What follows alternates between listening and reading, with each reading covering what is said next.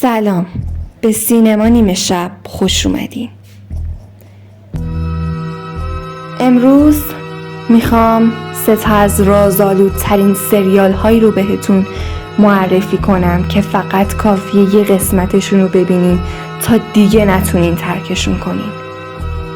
اولین سریال From، یه شهر مرموز وسط ناکجا آباد که هر کسی واردش میشه دیگه راه برگشتی نداره. اما شب که میشه کابوس واقعی شروع میشه. موجودات ترسناک، اتفاقات عجیب و دلهره‌آوری که یک لحظه هم رهات نمی‌کنن. از بازیگرای معروف این سریال میشه به هارولد پرینو اشاره کرد که حسابی نقش اول رو درخشان کرده.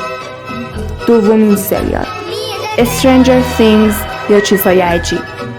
یه پسر بچه گم میشه ولی این تازه اولشه. پای موجوداتی از دنیای وارونه وسطه.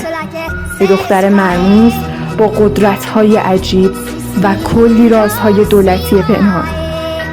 این سریال با بازی درخشان میلی بابی براون، فین وولفهارد و دیوید هاربر یکی از محبوب ترین سریال های نتفلیکس شده.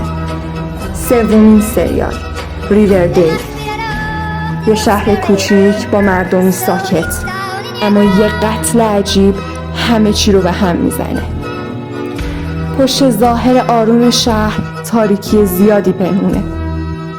لیلی راینهارت، کول اسپراوس و کیجیاپا توی این سریال فقط اون جوانای ساده ای نیستن. هر کدوم از اونا یه راز تاریک داره. اگه دنبال سریال هایی هستی که ذهنشو درگیر کنه و هر لحظه بخوای بدونی بعدش چی میشه، این 3 رو از دست نده.